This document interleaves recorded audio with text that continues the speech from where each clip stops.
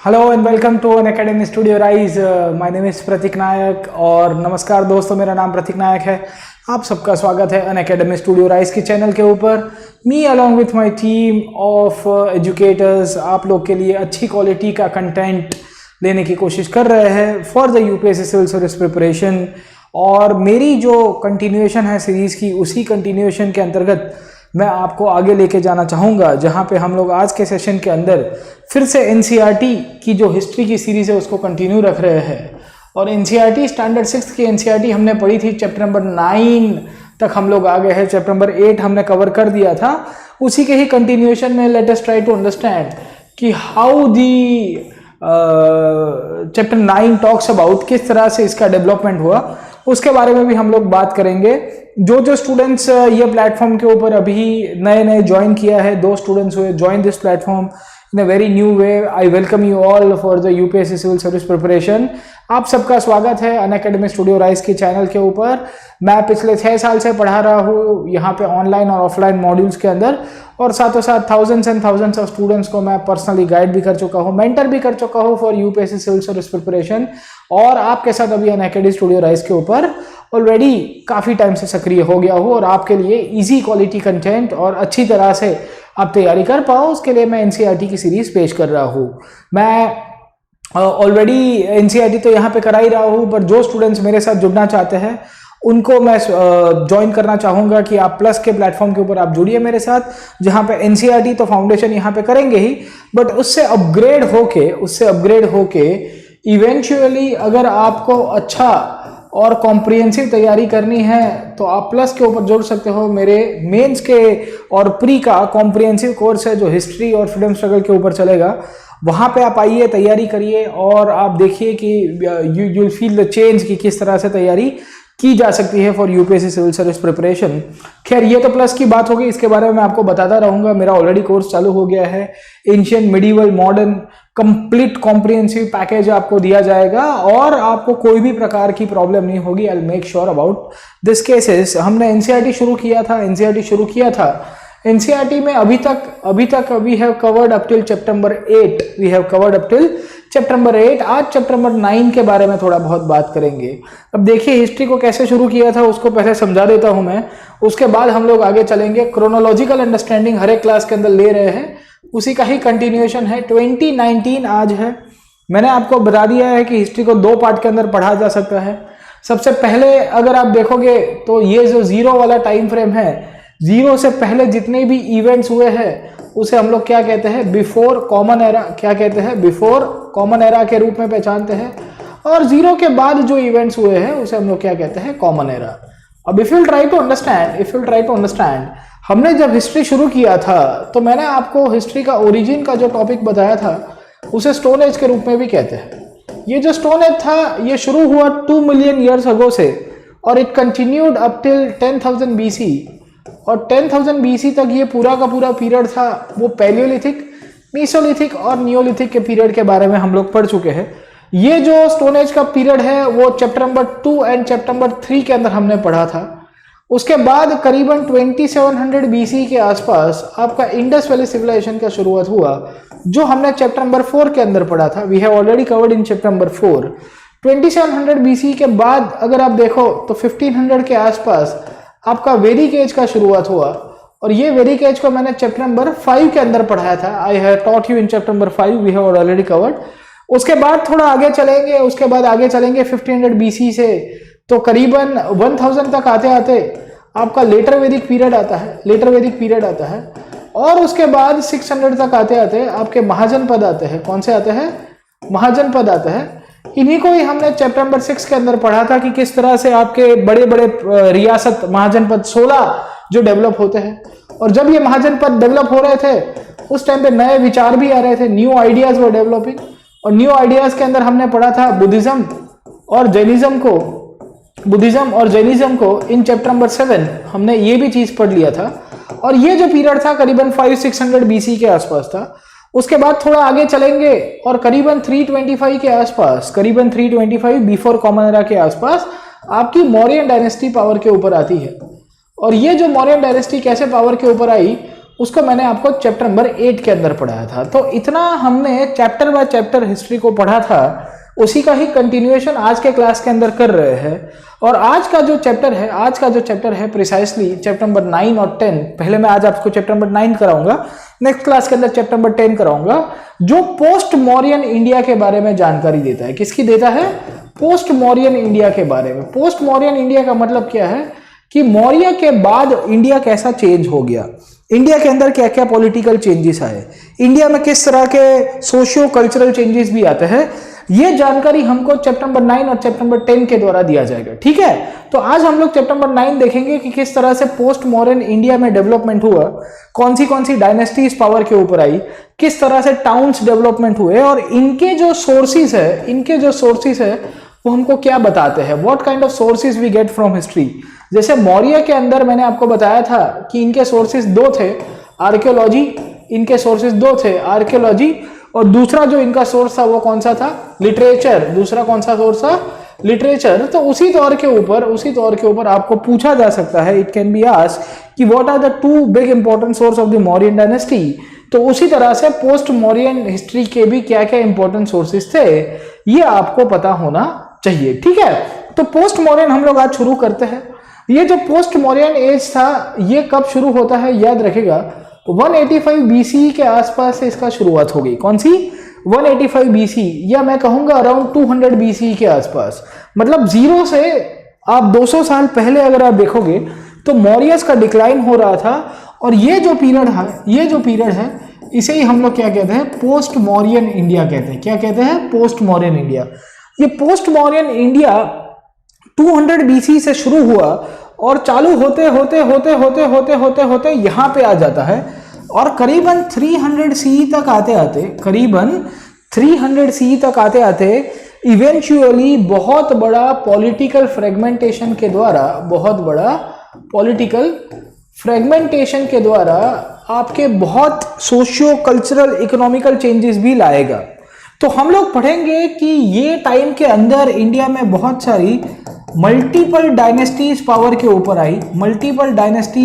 ऊपर आई, और ये जितने भी मल्टीपल डायनेस्टीज है, इनके जितने भी किंग्स हुआ करते थे, all the multiple dynasties and the kings belonging to multiple dynasties, इनके मेन लोकेशंस कौन से हुआ करते थे, इसके साथ साथ इनकी जो सोसाइटी थी वो कैसी हुआ करती थी, इंक्लूडिंग इनके दौरान किस तरह के आर्ट्स का, किस तरह से क्राफ्ट का डेवलपमेंट हुआ।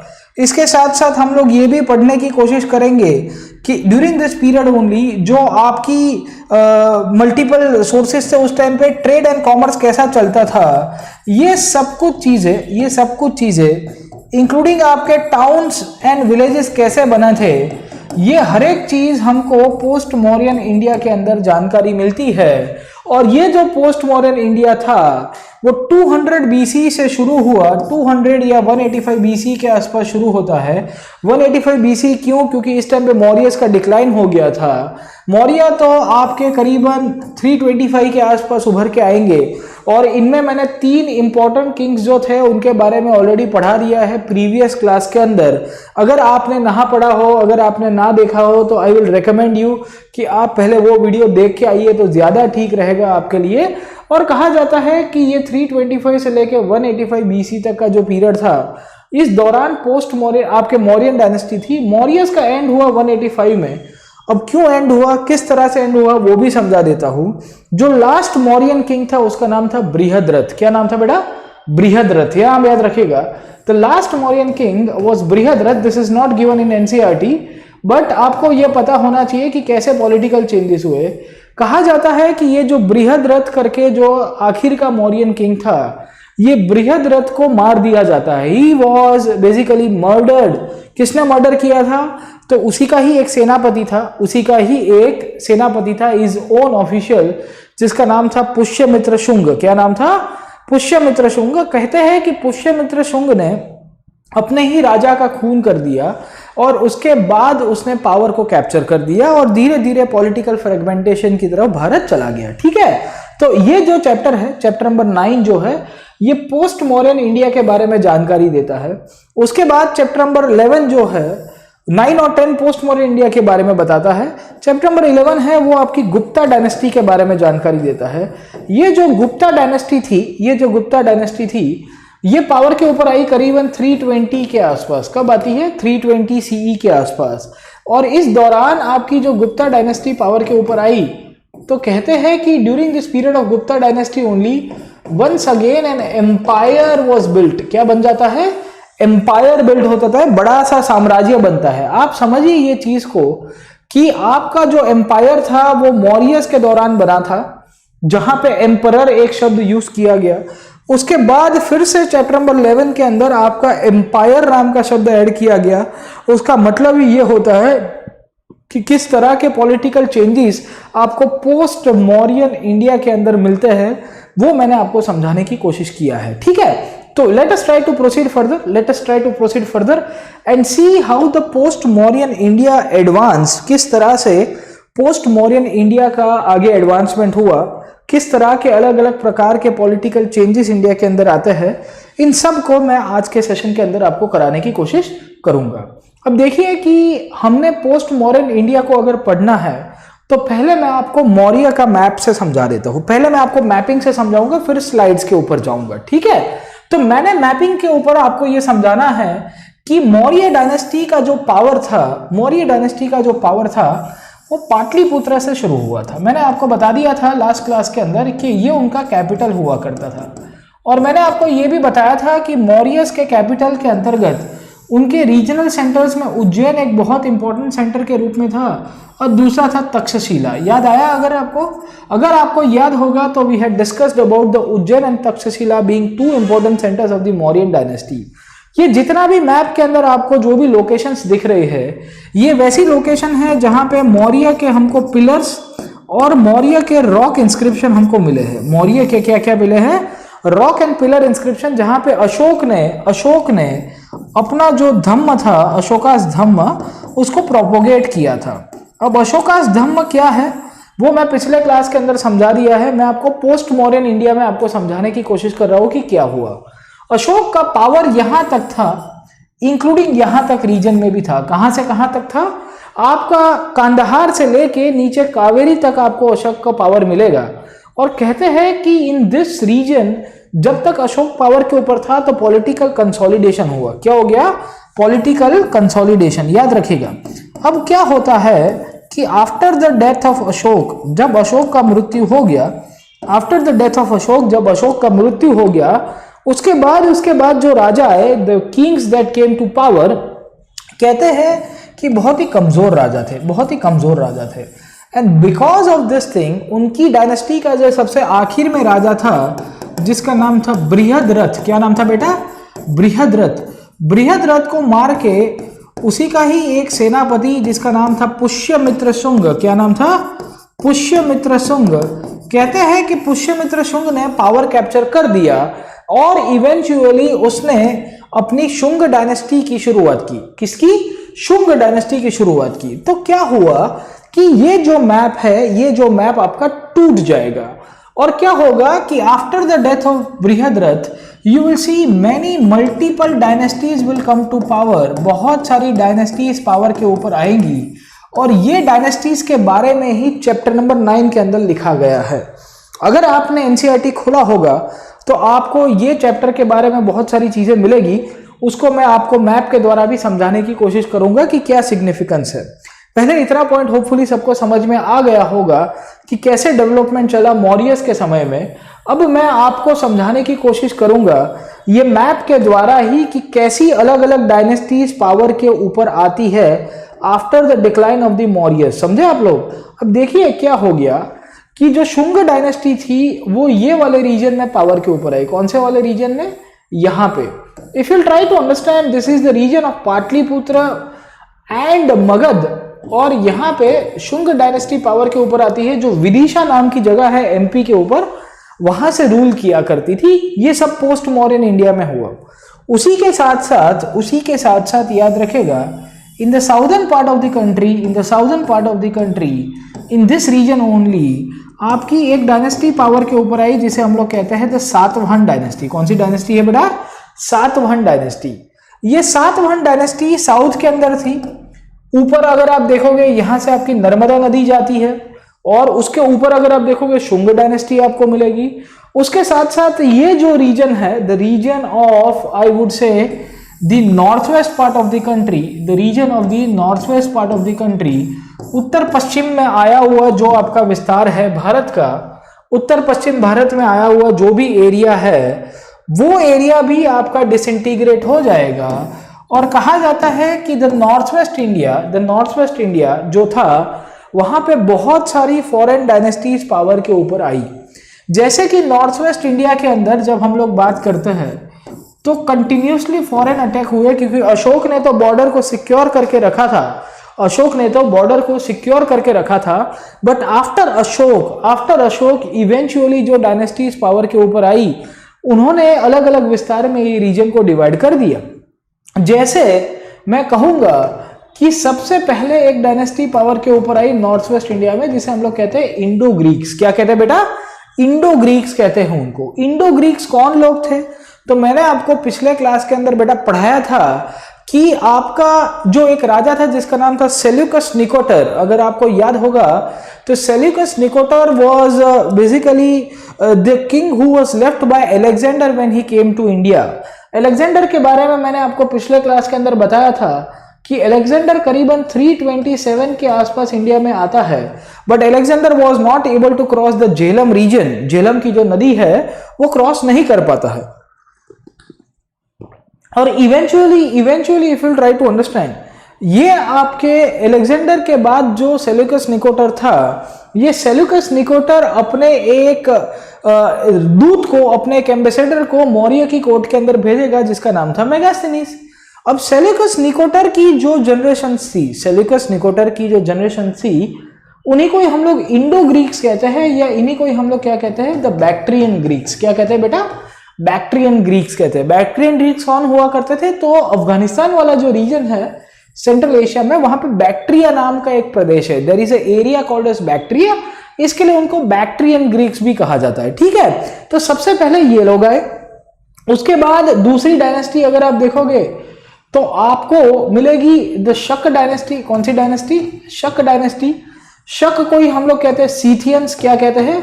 सीथियंस।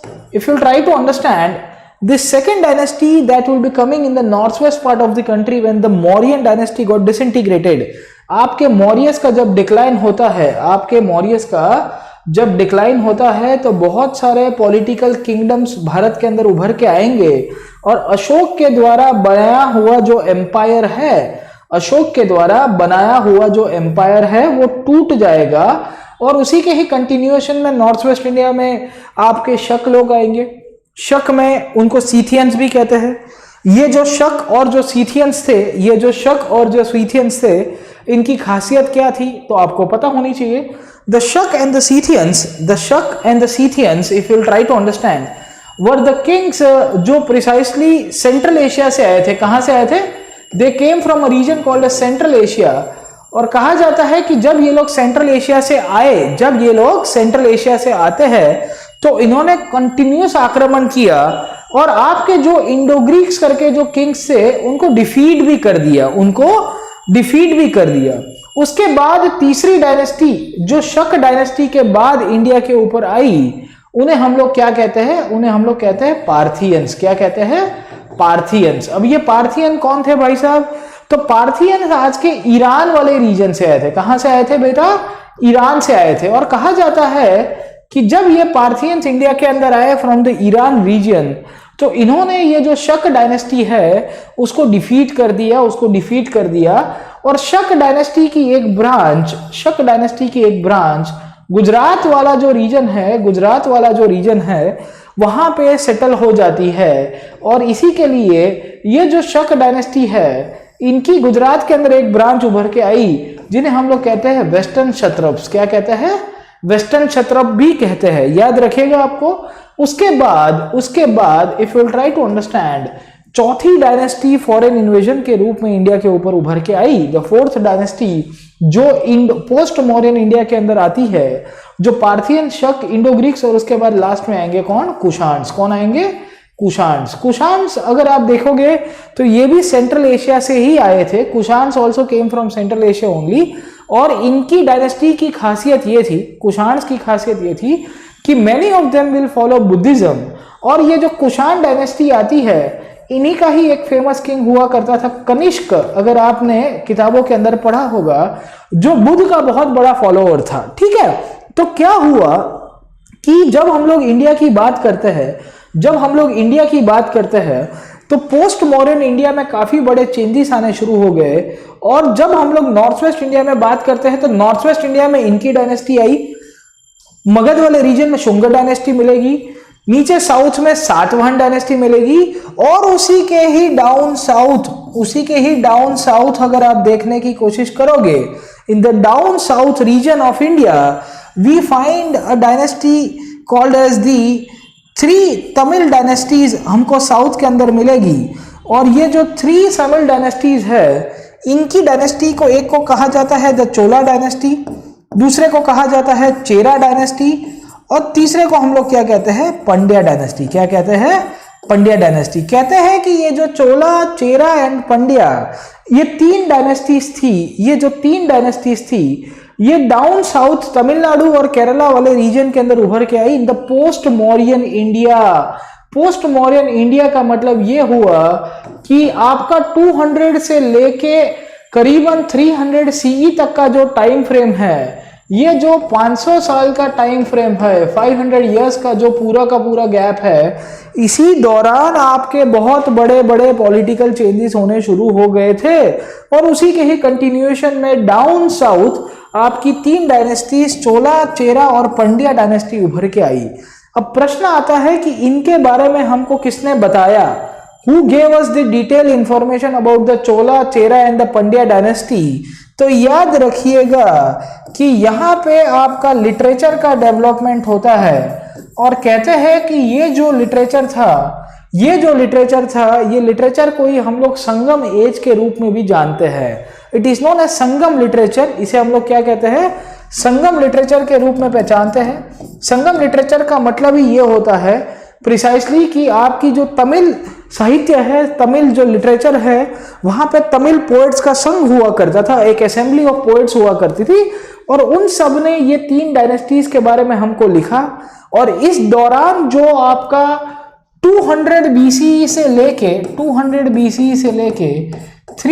सीई तक का जो टाइम फ्रेम था, 200 बीसी से लेके 300 सीई तक का जो टाइम फ्रेम था, इस दौरान किस प्रकार के political, cultural, religious, social changes शुरू हुए, उसकी जानकारी हमको देता है। ठीक है, तो इतना पॉइंट आपको होपफुली थीमेटिक अंडरस्टैंडिंग के द्वारा मिल गया होगा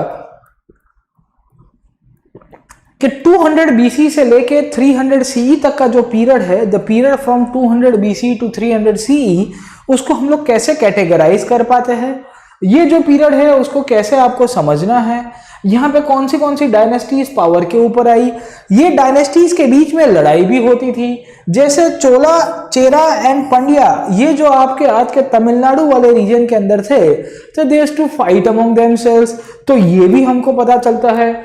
इसी दौरान जब हम लोग ये चैप्टर की बात करते हैं, जब हम लोग एनसीईआरटी के चैप्टर की बात करते हैं, तो ये जो चैप्टर है, ये जो पोस्ट मॉडर्न इंडिया में किस तरह से टाउन्स का डेवलपमेंट हुआ, किस तरह से विलेजेस का डेवलपमेंट हुआ, और टाउन्स के अंदर किस प्रकार की सोसाइटल लाइफ रहा करती थी, किस तरह से इंपॉर्टेंट एरियाज को आगे एक्सपांड किया गया, इन सब की जानकारी देगा हमको। ठीक है, तो आपको ये पॉइंट पता होना चाहिए कि किस तरह से नॉर्थ वेस्ट इंडिया के अंदर जो अलग अलग डायनेस्टीज पावर के ऊपर आई, उनका क्या रोल रहा था। तो मैंने आपको इंडो ग्रीक, शका, पार्थियंस, कुषाण्स के बारे में बताया। उसके बाद सेंट्रल इंडिया, जो मैंने आपको अभी बता दिया कि ये आपकी शुंग डायनेस्टी थी, और शुंग डायनेस्टी के बाद एक और डायनेस्टी यहाँ पे पावर के ऊपर आएंगी जिसका नाम है कण्वा डायनेस्टी। कौन सी डायनेस्टी थी?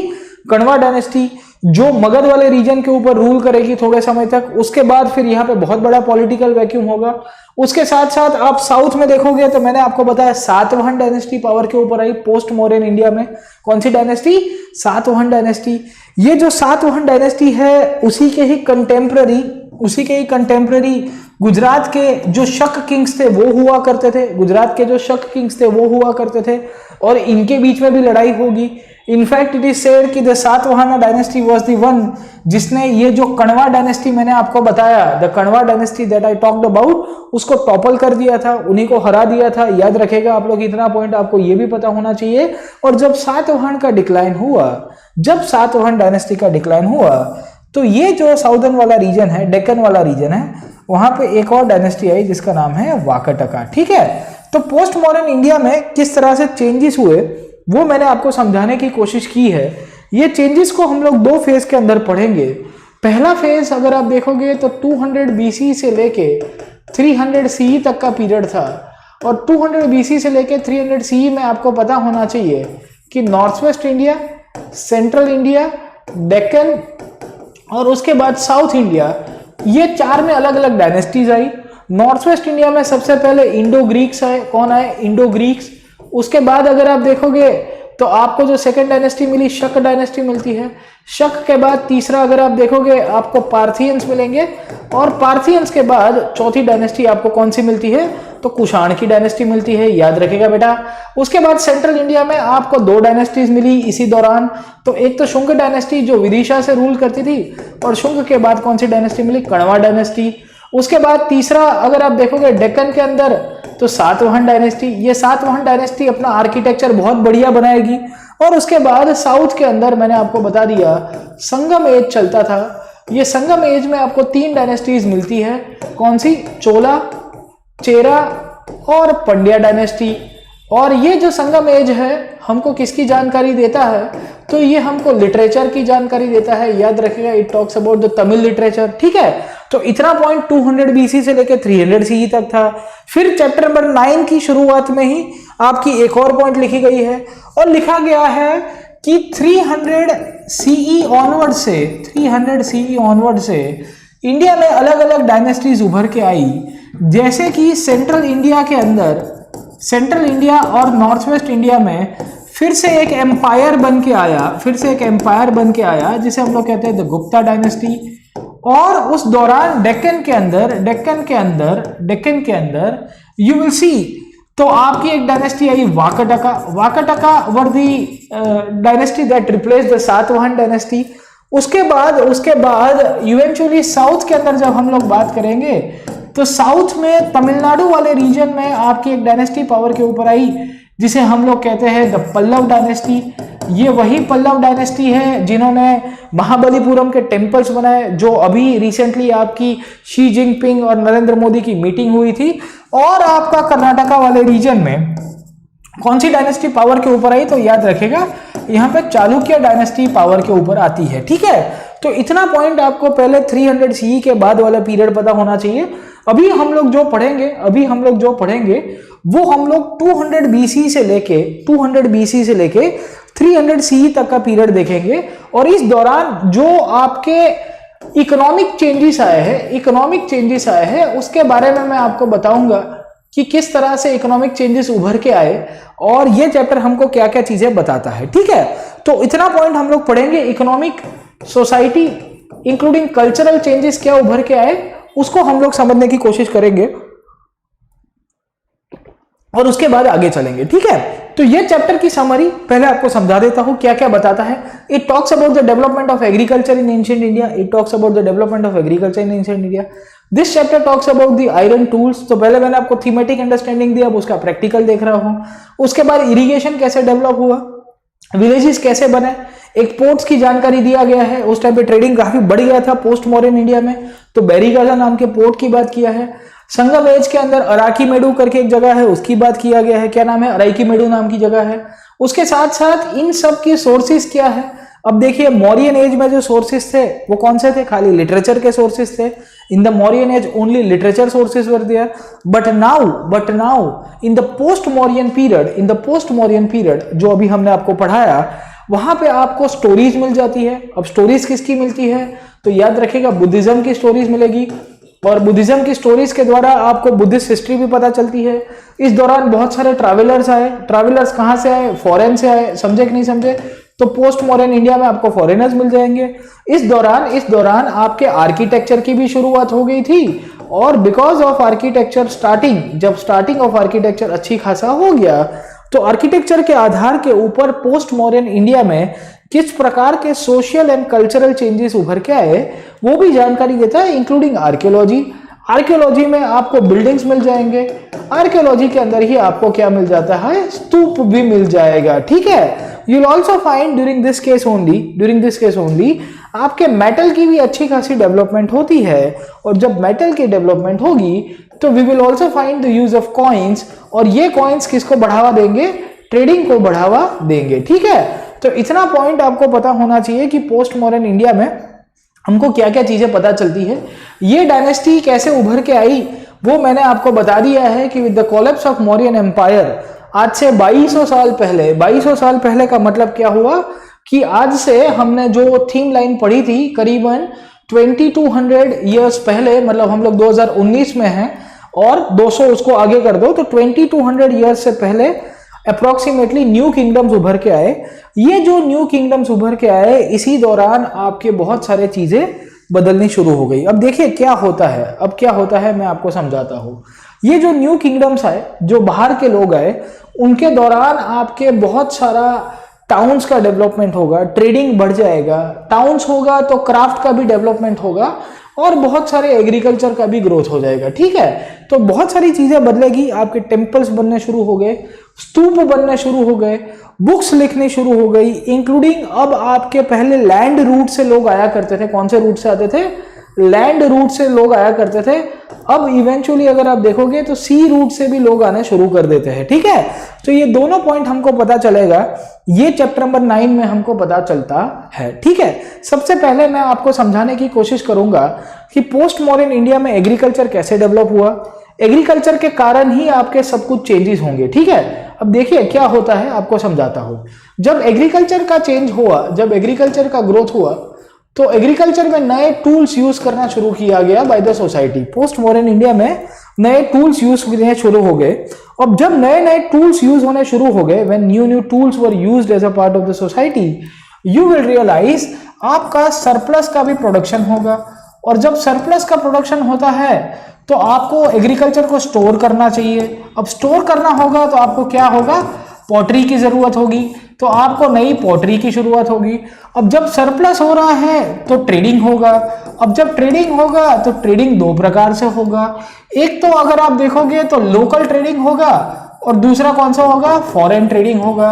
अब जब ट्रेडिंग आपका बढ़ रहा है तो eventually it will give surplus to cities. Agriculture का डेवलपमेंट हो रहा है, मतलब आपकी विलेज इकोनॉमी का भी डेवलपमेंट हो गया।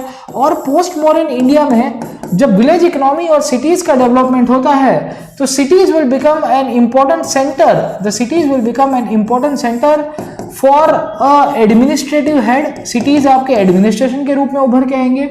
सिटीज अगर आप देखोगे तो रिलीजियस सेंटर के रूप में उभर के आएंगे।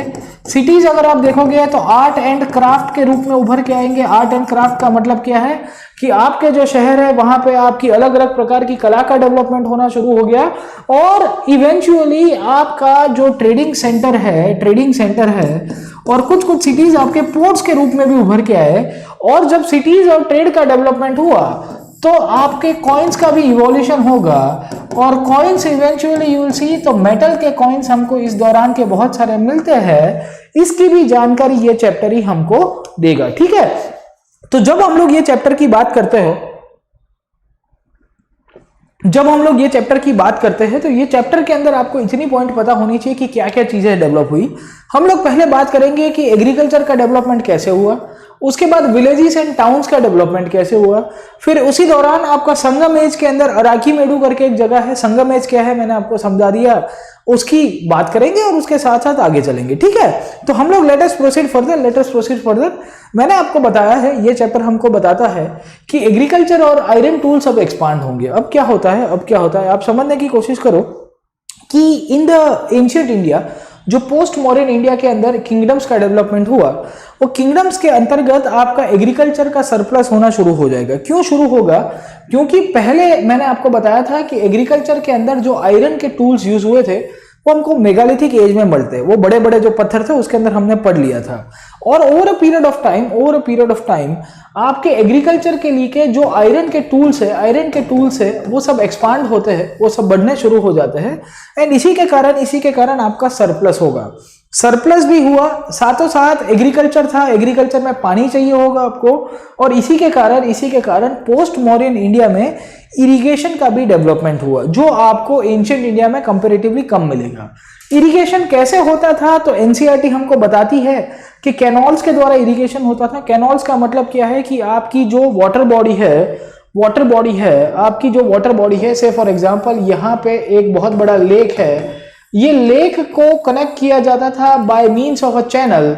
और यहाँ पे अगर आपका फार्म है तो यहाँ पे कैनॉल के द्वारा ये वाटर का कनेक्शन दिया जाता था। समझे कि नहीं समझे? तो एंशिएंट इंडिया में आपको, पोस्ट मॉडर्न इंडिया में कैनॉल्स मिलेगी, आपको वेल्स का यूज मिलेगा, आपको टैंक्स का यूज मिलेगा, इंक्लूडिंग आर्टिफिशियल लेक। अब देखिए कि आर्टिफिशियल लेक का इंपॉर्टेंस क्या है पोस्ट मॉडर्न इंडिया में, क्योंकि आर्टिफिशियल लेक्स वहां पे ही डेवलप हो पाएंगे जहां पे आपके पास अच्छा खासा मीन्स हो टू डिग द लेक। समझ में आ रहा है आपको? आप समझिए कि लोहे का यूज पोस्ट मॉडर्न इंडिया में कैसे हुआ कि पहले छोटा आयरन के वेपन्स यूज होते थे, अब बड़ा बड़ा जेसीबी लेके खुदाई करना शुरू कर दिया। समझे कि नहीं समझे? सो यू विल फाइंड कि आर्टिफिशियल लेकों का डिगिंग करना मतलब कोई छोटी बात थी। आपको कुएं बनाने हो कोई छोटी बात थी, आपको टैंक्स बनाने हो कोई छोटी बात थी यार, ये छोटी बात थोड़ी होती है। यही क्रक्स है आपका पोस्ट मॉडर्न इंडिया में, ठीक है? तो इरिगेशन जब पहुंचा, पानी जब पहुंचा खेत के अंदर, तो सरप्लस बढ़ेगा, प्रोडक्शन बढ़ेगा। तो इवेंचुअली यू विल रियलाइज कि राजा के लिए भी अच्छी बात है। समझे कि नहीं समझे? तो king will have good revenue, production भी इंक्रीज होगा और फार्मर्स को भी फायदा मिलेगा। So you will C post modern India के अंदर याद रखिएगा कि एग्रीकल्चर का इंपॉर्टेंस बढ़ता है, पर एग्रीकल्चर कैसे बढ़ेगा? इरिगेशन के द्वारा बढ़ेगा। आपके एनसीईआरटी के अंदर यही चीज बताई गई है कि राजा खुद चाहता था कि इरिगेशन मैं पहुंचाऊं, आई वांटेड कि इरिगेशन आगे अच्छा हो, और इरिगेशन जितना अच्छा होगा उतना ही फायदे कारक रहेगा, क्योंकि राजा को टैक्सेस भी ज्यादा मिलेंगे, उसकी आर्मी भी स्ट्रांग होगी, और आपके जितने भी फार्मर्स हैं, आपके जितने भी किसान हैं, उनको भी इरिगेशन के द्वारा बहुत ही हाई क्वालिटी प्रोड्यूस भी मिल जाएगा। ठीक है? अब देखिए इरिगेशन जब पहुंचता है एग्रीकल्चर में, तो आपके वैरायटी ऑफ क्रॉप्स भी डेवलप होंगे। याद रखिएगा कि whenever irrigation increases in a certain region, तो आपका जब किसान है, जो फार्मर है, वो अलग अलग प्रकार के क्रॉप्स को ग्रो करना शुरू करेगा। ये भी पोस्ट मॉडर्न इंडिया की ही खासियत आपको मिलेगी। ठीक है?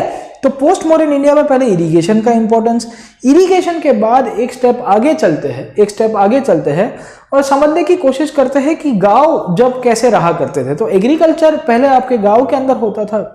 एनसीईआरटी हमको बताती है कि नॉर्थ एंड साउथ दोनों रीजन्स के अंदर इरिगेशन और एग्रीकल्चर प्रैक्टिस हुआ, और खास करके आपके विलेजेस नॉर्थ इंडिया में भी बने हैं और साउथ इंडिया के अंदर भी बने हैं। अब खासियत यह है कि in the post modern period in the southern India, खास करके आपकी जो तमिल लैंग्वेज बोलने वाला रीजन है, वहां पे 3 डायनेस्टीज पावर के ऊपर उभर के आई। एक को कहते हैं चोला डायनेस्टी, दूसरे को कहते हैं चेरा डायनेस्टी, तीसरे को कहते हैं द पंड्या डायनेस्टी। ठीक है? फ्रैक्चर पंड्या गैंग याद रखने का आपको। ठीक है? अब इनकी जानकारी हमको किसने दिया? तो मैंने आपको ऑलरेडी बता दिया कि इनकी जानकारी हमको संगम लिटरेचर के द्वारा मिलती है। किसके द्वारा?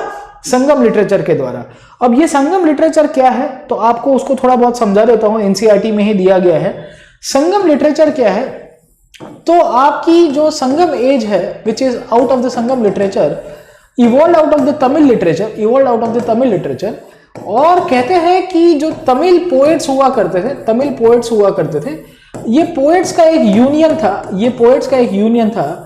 यह यूनियन की 3 बार मीटिंग्स हुई थी। ये 3 बार इनकी मीटिंग्स हुई थी, या असेंबली होती है, और ये असेंबली को ही हम लोग क्या कहेंगे? संघ कहेंगे। समझे आप लोग? ये संघ था, इनके दौरान हमको ये 3 राजाओं के बारे में पता चला और कहते हैं कि Madurai was the place, Madurai याद रखेगा, जहां पे ये आपके संगम लिटरेचर की मीटिंग होती है। और सबसे पहली मीटिंग हुई थी तो कहा जाता है कि भगवानों ने और ऋषियों ने उसको अटेंड किया था। और अगस्त्य करके एक ऋषि है, there is a rishi called as Agastya, उन्होंने भी ये संगम लिटरेचर के अंदर सबसे पहली मीटिंग की प्रीसीडिंग किया था। और यहाँ पे जो लिटरेचर कंपाइल हुआ, यहाँ पे जो तमिल लिटरेचर कंपाइल हुआ, उसके द्वारा हमको साउथ इंडिया की विलेज लाइफ की जानकारी मिली, जो ये चैप्टर नंबर 9 के अंदर दिया गया है।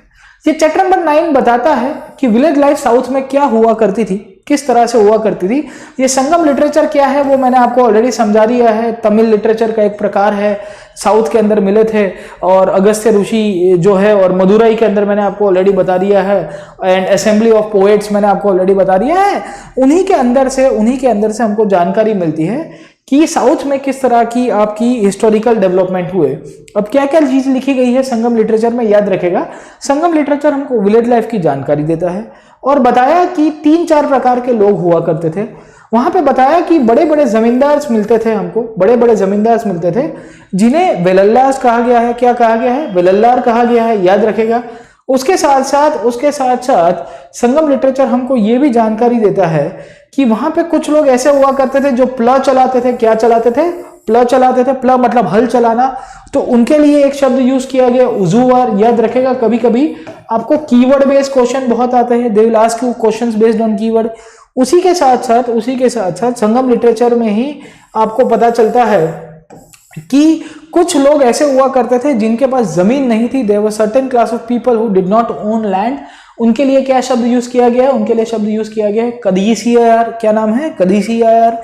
तो दे वर लैंडलेस लेबर्स। अब इनको मजदूरी करने का काम था। और इसके साथ साथ अगर आप देखोगे तो आपको एक शब्द यूज किया गया है जिसका नाम है अधिमाई। क्या नाम है? अधिमाई। अधिमाई वर द पीपल, याद रखेगा, अधिमाई वर द पीपल जिनको स्लेव्स कहा गया था। उनको क्या कहा गया था? स्लेव्स। मतलब क्या है कि in the Sangam age there was a section of society in the Chola, Chera and the Pandya kings, जो प्रिसाइसली स्लेवरी के रूप में, जिनको स्लेवरी के रूप में, स्लेव के रूप में रखा जाता था, गुलामों के रूप में रखा जाता था। ठीक है, तो ये पॉइंट आपको संगम एज के अंदर पता होना चाहिए, जो विलेज लाइफ साउथ में थी, जो हमको एनसीईआरटी बताता है। इसके बाहर भी other than this Sangam age के बारे में आपको किंगडम्स है, उनकी भी जानकारी मिलती है। एनसीईआरटी में आपके अराकी मेडू के बारे में भी जानकारी दिया गया है। ठीक है, उसके बारे में मैं आपको अभी थोड़ी देर के बाद बात करता हूं। अब देखिए हम लोग संगम एज के बारे में जो इंपॉर्टेंट सेंटर, संगम एज के बारे में जो इंपॉर्टेंट सेंटर है उसका नाम है अराकी मेडू। अरिका मेडू अगर आप देखने की कोशिश करोगे, अरिका मेडू करके जो जगह है जो संगम एज के अंदर बहुत इंपॉर्टेंट सेंटर के रूप में उभर के आया, उसकी जानकारी एनसीईआरटी देता है। पहला तो पॉइंट याद रखेगा कि अरिका मेडू कहां पे आया हुआ है। तो Arikamedu is a region which is located in the present day Tamil Nadu. कहां पे है बेटा? तमिलनाडु के अंदर है। और एनसीईआरटी हमको बताता है कि ये एक पोर्ट हुआ करता था। क्या हुआ करता था? पोर्ट। और पोर्ट के द्वारा आज की तारीख में दूर दराज के विस्तारों से शिप्स यहां पे आया करती थी। अरिका मेडू से हमको क्या क्या चीजें मिली है, याद रखेगा। तो हमको बहुत बड़ा ब्रिक का स्ट्रक्चर मिला है, याद रखेगा, इंक्लूडिंग यहां से हमको पॉटरी मिली है, माटी के बर्तन मिले हैं। मतलब ये बाहर से आया जाया करते थे कहीं ना कहीं, अगर आप देखोगे तो आपको मिलता रहेगा। Including if you try to understand, आपको अलग अलग प्रकार की जार्स मिलती है। और कहते हैं कि ये जो जार्स थी, ये जो पॉटरी थी, उसके अंदर शायद इन्होंने वाइन रखा होगा कुछ ना कुछ पीने के लिए, या हो सकता है कि इन्होंने ऑयल, तेल का डब्बा रखा होगा। गेटिंग माय पॉइंट और नॉट? दोनों चीज आपको इसके अंदर से मिलेगी। इसके साथ साथ आपको इटली के द्वारा वहां पे एक विशेष प्रकार की पॉटरी है जिसे हम लोग कहते हैं एरेटीन वेयर। उस प्रकार की पॉटरी आपको संगम एज के अंदर भी मिलती है। Arretine ware was a pottery which was found in Italy. Same प्रकार की आपको पॉटरी यहाँ पे अरिका मेडू के अंदर मिलती है। अरिका मेडू का इंपॉर्टेंस आपको ये पता होना चाहिए। दूसरी important point if you try to understand, ये हमको इसकी भी जानकारी देता है, हमको एनसीईआरटी इसकी भी जानकारी देता है कि ये पॉटरी कैसे बना करती थी। तो ये पॉटरी इफ यू सी तो एक मोल्ड के अंदर रख के प्रेसिंग करके बनाया जाता था, ये भी बताता है। हमको यहाँ पे रोमन लैम्प्स भी मिले हैं। रोमन लैम्प्स मतलब वंस अगेन इट सेज कि ये लोग रोमन्स के साथ ट्रेड किया करते हैं यूरोप के अंदर। इसके साथ साथ हमको ग्लासवेयर मतलब जो अलग अलग आपके बर्तन हैं खास करके कांच के वो भी मिलते हैं।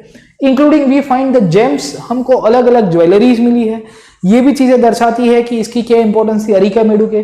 तो Arikamedu very important location in the Sangams. दूसरी important point if you try to understand, यहाँ पे हमको बीड मेकिंग प्रोसेस की भी जानकारी मिलती है। बीड अगर आप देखोगे तो पत्थर होते हैं, कलरफुल स्टोन्स होते हैं, सेमी प्रीशियस स्टोन्स होते हैं, और वहां से ये ज्वेलरी बनाते थे। तो इफ यू सी तो इस प्रकार की छोटी आपको ज्वेलरी की मालाएं दिखेगी जो इंसान है ना गले में पहनता है या हाथ में ब्रेसलेट के रूप में पहनता है, ये भी हमको यहां से मिला है।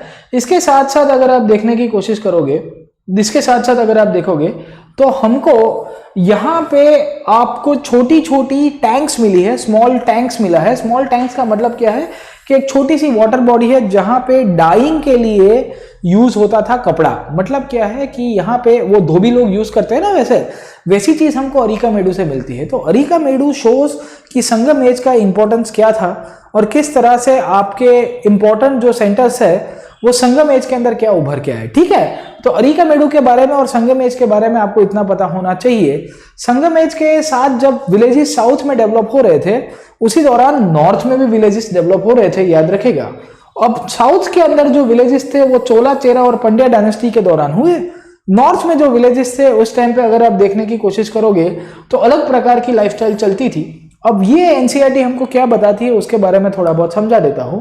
ये बताती है कि उस टाइम पे विलेजेस अलग प्रकार की सिस्टम चलती थी, और साउथ एंड नॉर्थ दोनों रीजन्स के अंदर स्लेवरी मिलती है। साउथ में आपकी जो स्लेवरी मिलती है, साउथ के अंदर जो स्लेव्स मिलते हैं उसे अधीमाई कहते हैं। यहाँ पे स्लेवरी के अंदर शब्द नहीं यूज किया, पर आपको पता होना चाहिए। यहाँ बोला गया है कि हर एक गांव के अंदर एक अध्यक्ष हुआ करता था नॉर्थ इंडिया में, जिसे हम लोग ग्राम भोजक कहते हैं या हेडमैन कहा जाता है, याद रखिएगा। Including if you try to understand, ये जो ग्राम भोजक है, जो विलेज का गांव का अध्यक्ष हुआ करता था, उसको अपॉइंट कौन करता था? राजा। ये ग्राम भोजक के मल्टीपल फंक्शंस हुआ करते थे। तो ये जज के रूप में काम करता था, पुलिसमैन के रूप में काम करता था, इंक्लूडिंग टैक्स कलेक्शन के रूप में भी काम करेगा। ठीक है, तो संगम एज जब नीचे डेवलप हो रहा था तब नॉर्थ के अंदर आपके विलेजेस डेवलप हो रहे थे, ये भी पता चला हमको।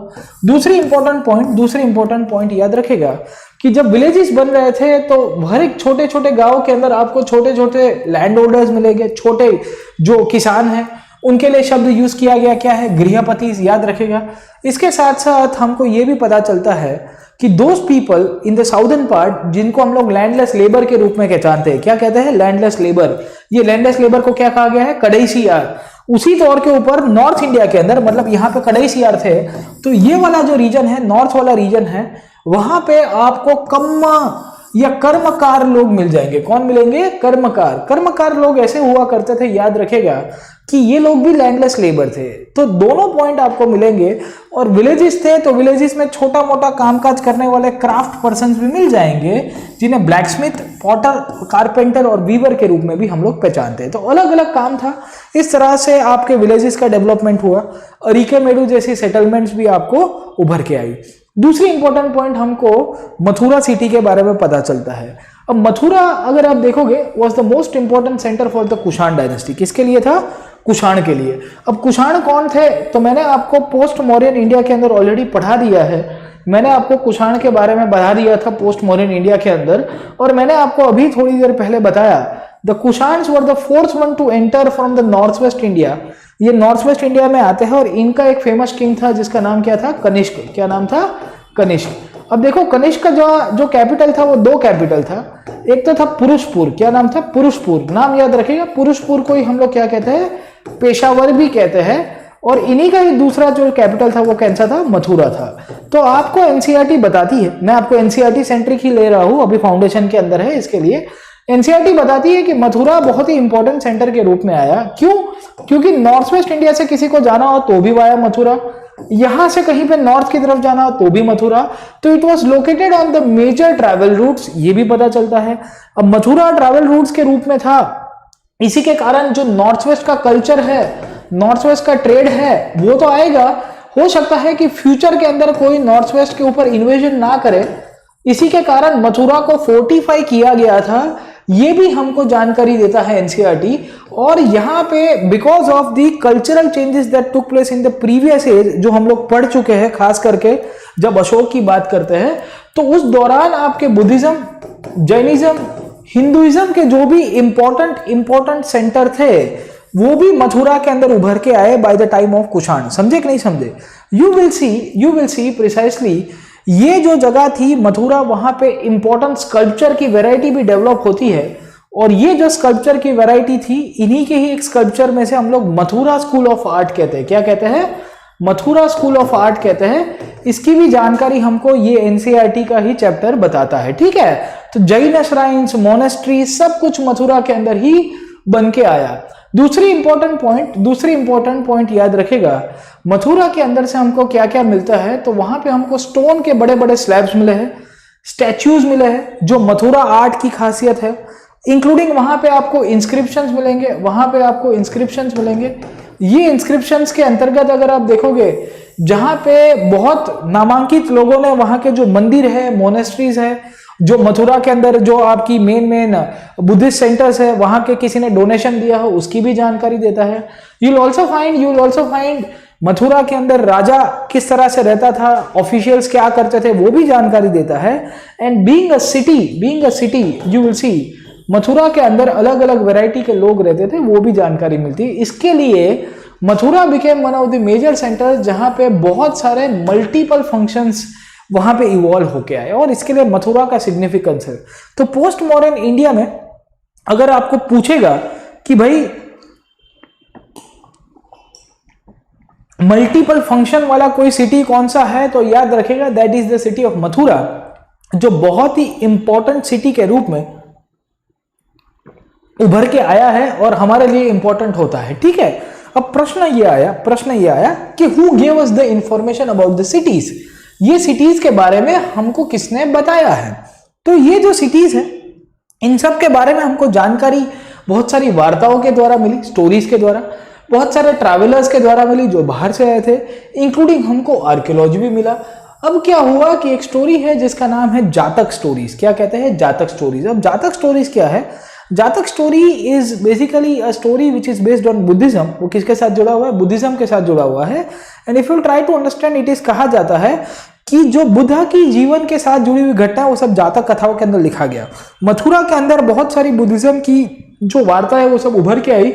उन्हीं में से एक वार्ता है द क्लेवर पुअर मैन, एक गरीब इंसान किस तरह से अमीर बन जाता है, वो जातक कथा के अंदर आपको इसके अंदर से मिलेगा। And eventually if you will सी कहा जाता है कि ये जो पूरी की पूरी वार्ता है, जहां पे गरीब इंसान अपनी होशियारी के द्वारा, अब जो घोड़े की एक स्टोरी है, वो घोड़े की इनफैक्ट अगर आप देखने की कोशिश करोगे, बेच के कैसे पावर के ऊपर आया, किस तरह से अपने आप को इनफैक्ट वो कहते हैं कि उसने पैसे कमाए, ये जानकारी देता है।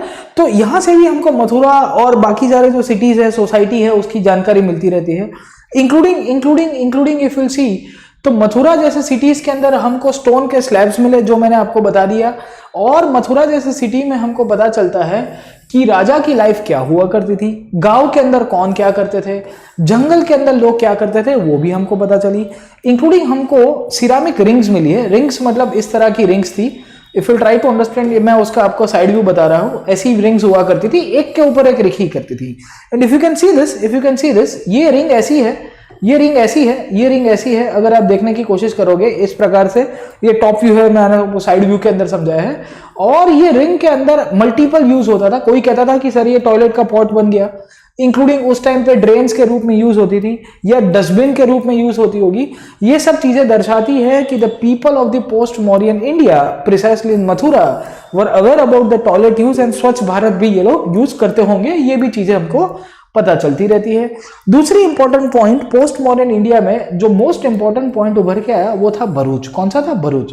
भरूच को बैरी गाजा कहा जाता था। क्या कहता था?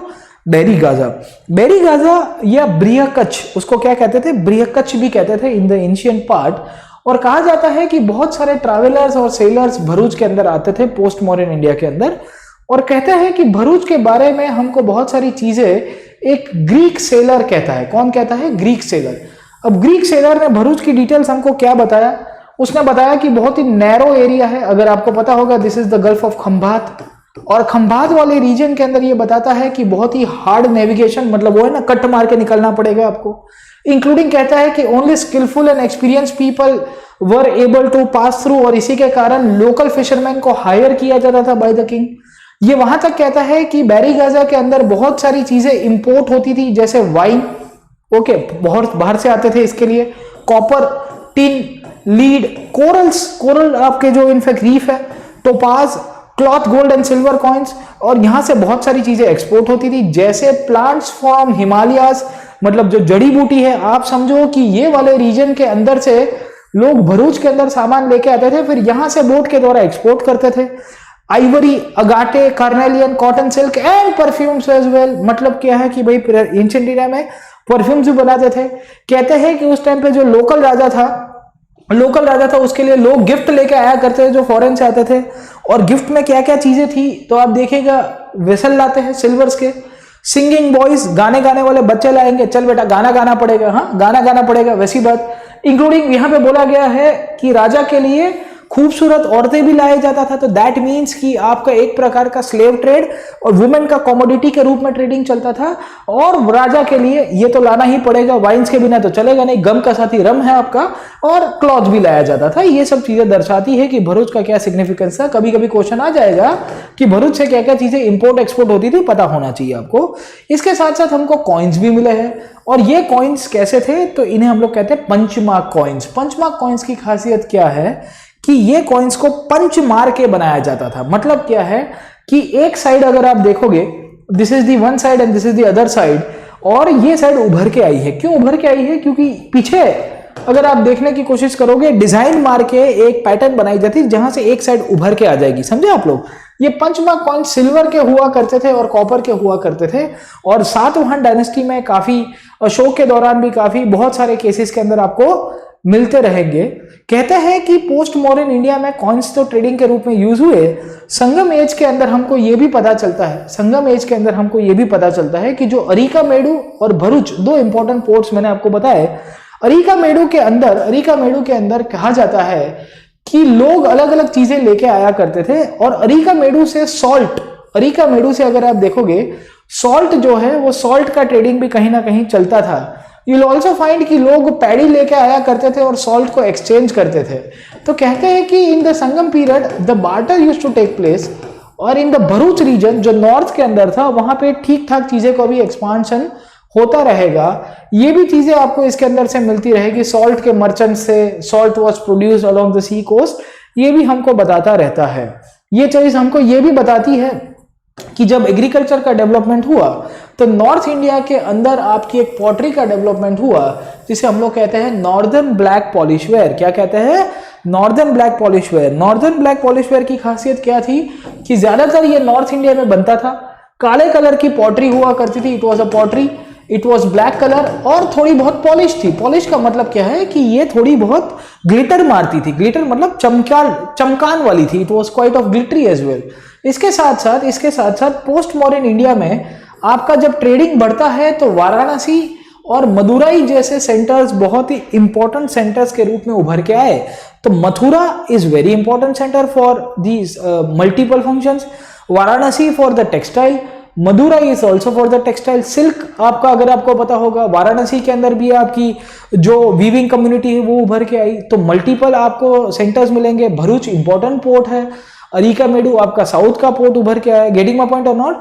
अब जब आपका ट्रेडिंग बढ़ेगा, याद रखिएगा, तो बहुत सारे लोग अपनी जो क्राफ्ट की खासियत है उन्होंने अपना एक एसोसिएशन बना दिया जिसे हम लोग कहते हैं श्रेणी। ये श्रेणी को हम लोग आज की तारीख में मर्चेंट की एसोसिएशंस कह सकते हैं, या इन्हीं को ही हम लोग चैम्बर ऑफ कॉमर्स के रूप में भी पहचानते हैं। और कहते हैं कि पोस्ट मॉडर्न इंडिया में आपके छोटे छोटे चैम्बर ऑफ कॉमर्सेस बनने शुरू हो गए, जहां पे वाराणसी, मथुरा, अरिकामेडु जैसी जगह मैंने आपको बताई, वहां पे अलग अलग चीजें मिलेगी। ये श्रेणी मल्टीपल काम किया करती थी, याद रखेगा। ये श्रेणी बैंक का काम किया करती थी। मतलब वहां के जो जैसे आपके गोल्ड के व्यापारी हो गए, उन्होंने खुद की श्रेणी बनाई। पॉटरी के व्यापारी हो गए, उनके खुद की श्रेणी बना दी, कॉटन के व्यापारियों ने खुद की श्रेणी बनाई। तो मल्टीपल श्रेणीज यहाँ पे बनती रहती है, क्राफ्ट पर्सन होती है, ट्रेनिंग होगी, रॉ मटेरियल ये लोग देंगे। इसके साथ साथ इनकी इनफैक्ट अगर आप देखने की कोशिश करोगे तो कहा जाता था कि ये श्रेणी ने रिलीजन को भी प्रोपोगेट किया। तो कंप्लीट आपकी जो सिटी लाइफ है वो डेवलप होनी शुरू हो गई और इस तरह से पोस्ट मॉडर्न इंडिया धीरे धीरे धीरे करके आगे चलेगा। लेटर ऑन ये जो श्रेणी है वो बढ़ती गई बढ़ती गई बढ़ती गई और फिर गुप्ता एज की तरफ हम लोग आगे चले जाते हैं। ये जो गुप्ता एज है ये गुप्ता एज आपका उभर के आया करीबन 320 CE में। ये कैसे आगे चलता है इसको मैं नेक्स्ट क्लास के अंदर कराऊंगा, अभी के क्लास के अंदर आपको नहीं करा रहा हूं, ठीक है। तो इतना पॉइंट बेटा पता होना चाहिए कि पोस्ट मॉडर्न इंडिया में किस तरह के डेवलपमेंट हुए, कौन सी डायनेस्टीज कब पावर के ऊपर आई। अगर आपको ये क्लास पसंद आया हो तो I would welcome you to join me on my plus course on Unacademy. और आप लोग का स्वागत है, मैं वहाँ पे हिस्ट्री डिटेल में करा रहा हूँ। ये आपको एनसीईआरटी के अंदर से बहुत एनालिटिकल कराया है। बहुत बार क्वेश्चंस आते हैं कि श्रेणी क्या है, श्रेणी क्या काम करता था, श्रेणी का मल्टीपल फंक्शन था कि नहीं। ये सब कुछ चीजें मैंने आपको आज के क्लास के अंदर समझाई। Important locations, important dynasties, plus के ऊपर जुड़िए, मैं डिटेल के अंदर कराऊंगा। मेरे अलावा और भी मल्टीपल एजुकेटर्स भी आपको प्लस के ऊपर मिल जाएंगे। तो एटलीस्ट यू शुड नो कि भाई अनअकैडमी प्लस के ऊपर आपको कोई इनफैक्ट वो है ना कि कुछ भी ऐसे ही रैंडमली नहीं पढ़ाता है। अगर आपको प्लस के ऊपर डेमो अटेंड करना है तो अनअकैडमी प्लस की आप एप्लीकेशन डाउनलोड कीजिए या वेब पेज के ऊपर जाइए और आपको स्पेशल क्लासेस मिलेंगे। आप स्पेशल क्लासेस फ्री में देख सकते हो, याद रखेगा, फ्री में देख सकते हो। और बहुत सारे एजुकेटर्स के डेली स्पेशल क्लासेस होते हैं, आप देखिए, उसके बाद आप सब्सक्राइब कीजिए। मैं तो आपको हिस्ट्री करा ही रहा हूं, आपको ऑल सब्जेक्ट्स का एक्सेस मिलेगा for a period of subscription, आप जितना ले रहे हो, ठीक है। तो सब्सक्रिप्शन आप सोचिएगा, आप देख सकते हो अपने हिसाब से। मैं यहाँ पे एनसीईआरटी आपको रगड़ के कराऊंगा, एकदम डिटेल में कराऊंगा। जितने क्वेश्चंस बन सके हम लोग यहाँ से निकालने की कोशिश करेंगे, ठीक है बेटा। तो इतना पॉइंट मैं आपको बताना चाहता था अनअकैडमी प्लस। जो students who want to join plus, most welcome. 40,000 rupees 1 year की फीस है। Use my code PN live, it will come to 36,000। PN live use कीजिएगा, अप्लाई कीजिएगा, 36,000 के अंदर कंप्लीट होगा। जो स्टूडेंट 2 साल का सब्सक्रिप्शन लेना चाहते हैं वो PN लाइव यूज करके 64,000 जो फीस है उसका एडवांटेज उठा सकते हैं 57,600 के, ठीक है। तो आप ठीक है, सयाने बच्चे हो, यू थिंक अबाउट दैट और आप जुड़िए हमारे साथ। I will not disappoint you on the Unacademy Plus platform। ये एनसीईआरटी तो मैं अच्छी तरह से कराऊंगा, इतनी ही डिटेल में कराऊंगा। प्लस में इसको हम लोग और आगे चलेंगे। जैसे आज कुषाण पढ़ाया मैंने आपको, तो कुषाण को I can take about 2-3 hours, जो डिटेल के अंदर और भी कॉर्नर के क्वेश्चंस आते हैं। रबाता के इंस्क्रिप्शन क्या है, गांधार मथुरा आर्ट कैसे डेवलप हुआ, वो सब के ऊपर भी हम लोग कर सकते हैं। ऐप स्टोर के ऊपर जाइए, डाउनलोड कीजिए, गेट सब्सक्रिप्शन, उसके बाद 12 मंथ्स या 24 मंथ्स, और घुमा फिरा के आपको यही पेज मिलेगा। PN लाइव यूज करिएगा, अप्लाई कीजिएगा, डायरेक्टली 36,000 में हो जाएगा। तो you will save some money और आपकी तैयारी भी हो जाएगी घर पे बैठे बैठे। All subject access, test series, 1-to-1 mentoring, और आपको कंटिन्यूअस मोटिवेशन मिलता रहेगा to prepare for the UPSC civil service examination. मैं आपको मिलता रहूंगा। Thank you very much. Like, share and subscribe to this platform on Unacademy studio rise channel. जिन लोगों को PDF चाहिए वो डिस्क्रिप्शन बॉक्स के ऊपर क्लिक कीजिए, वहां पे आपको हाउ टू सब्सक्राइब, अगर मेरा कोर्स को ज्वाइन करना है तो आप सब्सक्राइब कर सकते हो। आपको PDF की लिंक भी मिल जाएगी और वहां पे ही आपको एक फीडबैक फॉर्म मिलेगा।